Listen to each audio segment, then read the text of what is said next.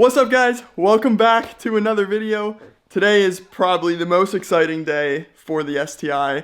It is rotated turbo day. It's actually the same night as what would be the last video, wiring up the fuel system. We are almost done with that, but I can't finish it tonight, so figured might as well use this time to start the turbo kit. And might as well try to get this intercooler on tonight. With that being said, we have a brand new ETS 4-inch front mount intercooler here with some hardware. I literally haven't even seen this yet. It's still covered in cardboard. But before we get to opening this, let's go and pull this crash bar off the front of the car. We're not going to be running that. There's a few little things we're going to have to adjust. I think this plug might have to get moved to the other side or mounted somewhere else. I'm not really too sure on how it's all going to sit. On the passenger side, I believe we can move this horn up towards the frame a little bit to allow more space for the intercooler piping.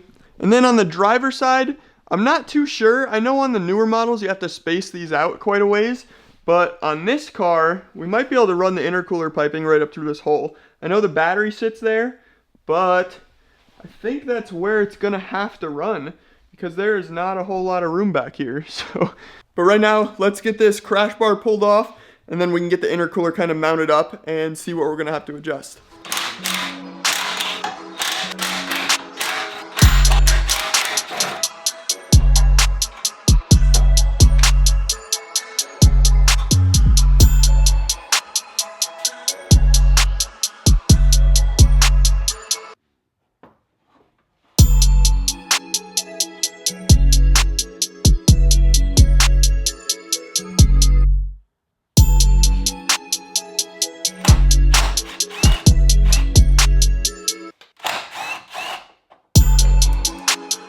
So we got the crash bar off, and then I took off the two little skid plate mounts down there.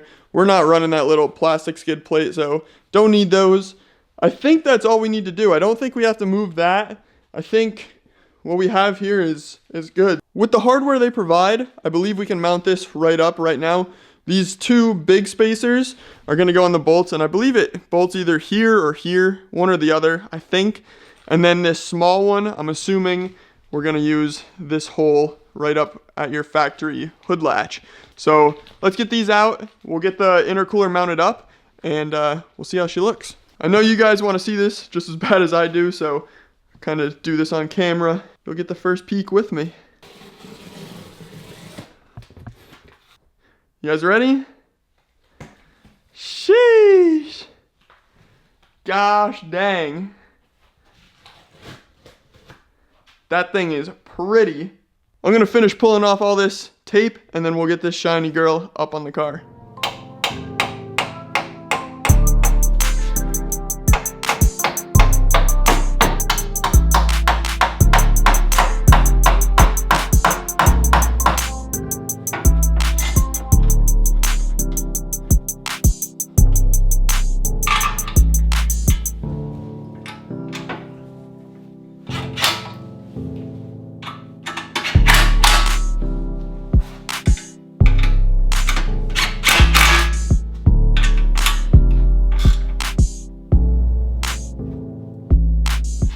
And there we have it. The front mount is 100% mounted up.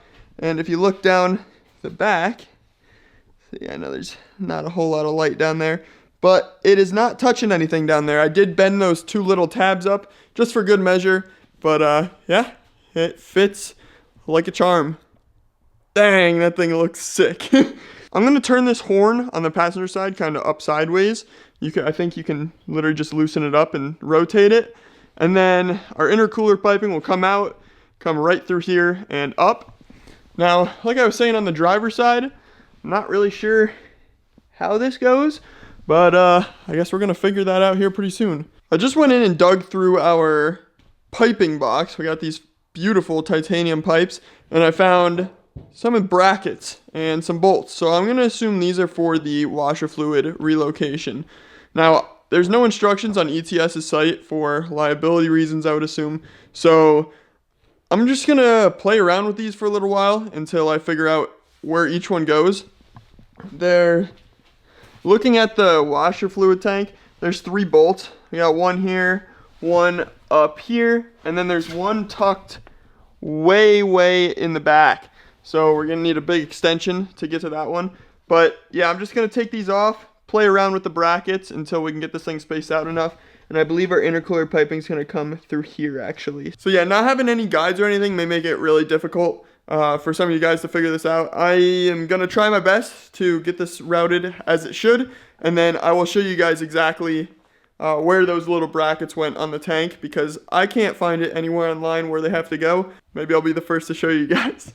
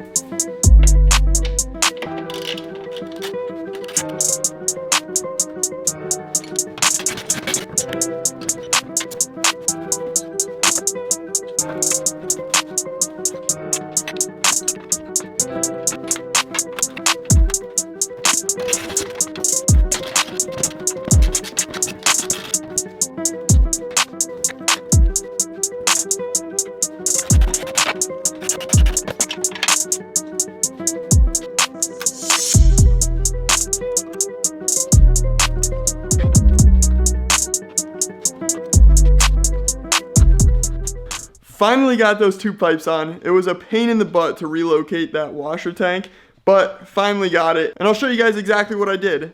You may have seen me in the video bend this bracket, so that's all I did. I kind of just bent the bracket to the side of the car a little bit, and that way it just made enough room for this guy to run through nice and clean. And it comes up right here, not touching the frame, nothing. So clears everything perfect. And now we just got to connect this guy to here, and then this will go straight to the turbo. Now, this side was a pain in the butt, as you guys probably saw. Here's how I have all the brackets routed. So the bracket that's kind of like a zigzag, that's the one I have mounted at the top of the tank, and then the two little U-shaped ones I have mounted just like that in the back. And the one that was a pain in the butt is way back there. So you can't really access it. I can't even really show it on the camera, unfortunately. But it's facing the same direction as this one. It's just way in the back. The way I ended up doing it, I put the little bracket on the back of the tank first, and then mounted the tank up to the back of the car. So that's the only way I was able to figure it out. And then you just need a really, really long extension.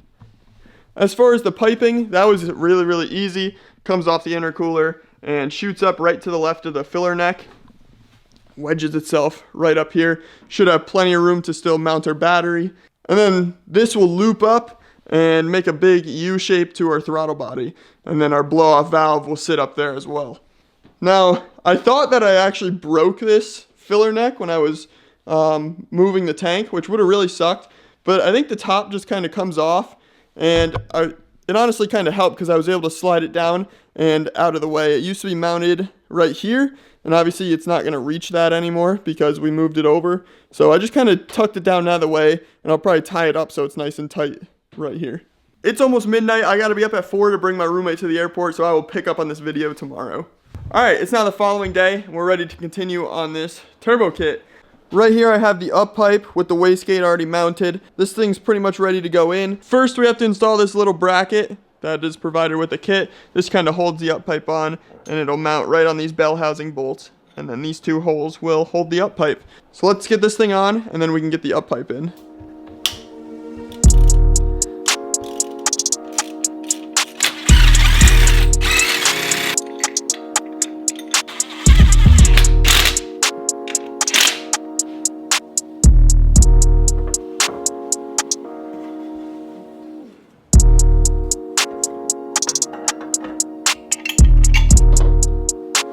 We just got the up pipe all the way in the car. If you're doing this yourself, I would recommend leaving your bell housing bolts loose, these bolts loose that hold the up pipe, and then get your V-band on down low, and then come back up and tighten those up. That made life super easy. And then Make sure you put your wastegate on beforehand, get your right springs in there. And I ended up putting my fittings on once they're on, but it doesn't matter. It's probably easier if you do them off. Then we got our oil drain tube in there. We got our AOS coolant return. Because there's no coolant running through this turbo, we're just going to route the AOS straight to the head, which is that line there. And then this is going to be our oil feed. You put this little fitting in that's provided in the kit, and then you're going to run your nice braided line to your fancy precision turbo, or Garrett, whatever you're running on there. Let's get a coupler on the inlet, and then we can slap our turbo on and get it clocked and mounted. They do provide a hard oil drain for the turbo, and then there's a gasket in here as well. So I'd recommend putting that on the turbo before you set it in, and that way you don't have to mess with it once it's already in the car. So the turbo we're running, I'm sure I mentioned it before, but it is a Precision 6466 with a 105 housing is what Beta requested. So we took off the, what is this, 0.82 housing and running 105. We got the turbo drain set up. We got our bolts loose so we can clock the turbo. And then in here, I have the oil feed line set up. I wasn't sure if it'd be easier to throw this on before or after, so I guess might as well throw it on before, and then if it won't sit, then we can take it off and put it on after, but I'm sure this will be fine. We got our clamp on our oil return, so we're ready to set this thing in. So without further ado, let's get this turbo in, and then we can make whatever adjustments we need to make.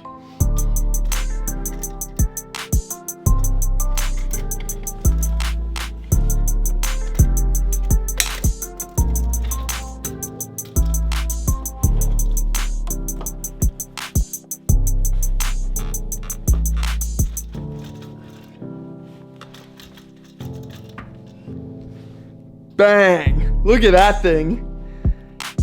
Damn! She is all bolted tight. We got our oil feed on.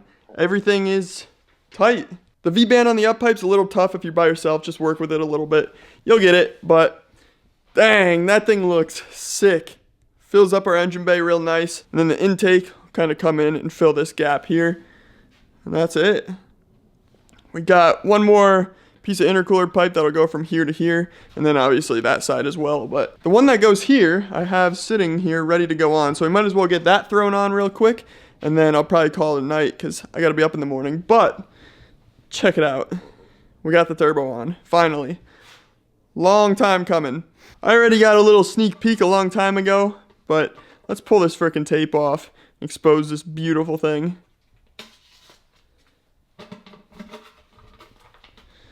Whew. All the tape's off. Let's give her a little spin. Oh yeah. Not gonna lie, guys, this has been the plan since I got the car.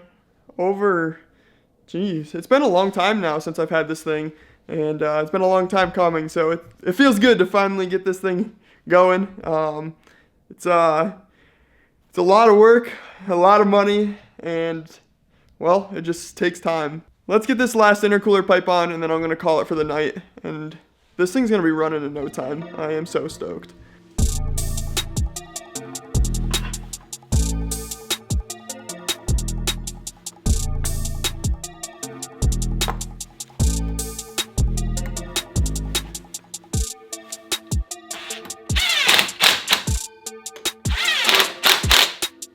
All the intercooler piping is connected to the turbo. Still got to do the driver's side, but the side is 100% tightened up and complete, and it looks killer. So super stoked. I'm so happy. Let's get one last spin for the boys for the night. I'm going to clean up the shop. We'll pick up on this video tomorrow and finish this turbo kit. Okay, it's a few days later now. We did a little bit of work on the Duramax in between. That'll probably be in the next video. But for now, the last thing we have to do on the turbo kit is get our downpipe, our dump tube, and that's pretty much it for now. I traded ETS 2 of my titanium intercooler piping for one big one. We're doing a little change of plans on the top of the engine bay.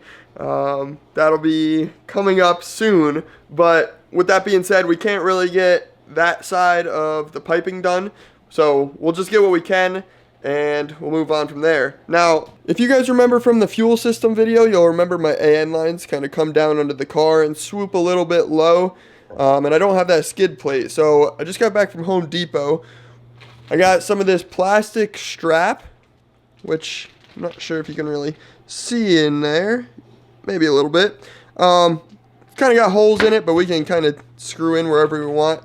I'm going to use this and some self-tappers with some washers and just screw into the bottom of the car with this strap and just hold our lines up nice and tight up against the bottom of the frame rail. Because there's really nothing to zip tie, and I don't want them things drooping down. I have no skid plates, and yeah, there's that. So tonight I'm going to get those installed under the car, make sure our fuel lines are nice and secured. I was going to do metal hanger straps, but I couldn't find anything stainless, and I really don't want it to rust out under the car and cause a bunch of issues there. Also, didn't want it to rub through the fuel lines.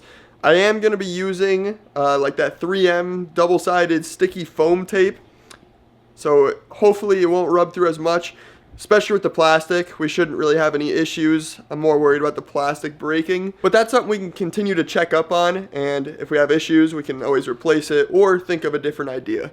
Looking under the car, last night we got all those plastic straps holding these fuel lines nice and tight up against the car. It, yeah, came out pretty good. As you can see, I kind of used that double-sided tape behind the straps and then just used some self-tappers to hold these guys in here. And yeah, she looks pretty good. So happy with how that came out. I also got the back half of the downpipe in, and then we got our AFR gauge tapped into there as well. Now we just got to get the top set up with the dump tube.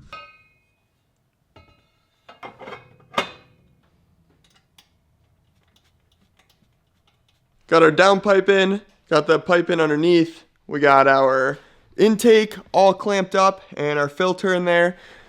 Not a huge fan of having the filter right in front of that opening that I cut in the inner fender, but we'll run with it for now. I'm not going to be driving this car in the water a whole lot, so not a huge deal. Bay's really coming along. I'm really liking the looks of it, but right now we're going to get the car off the jack stands, pushed out onto a trailer, and we're going to be taking it to a buddy's place. So I'm going to wrap up this video right here. Hope you guys enjoyed. Catch you in the next one. Peace out. See y'all later.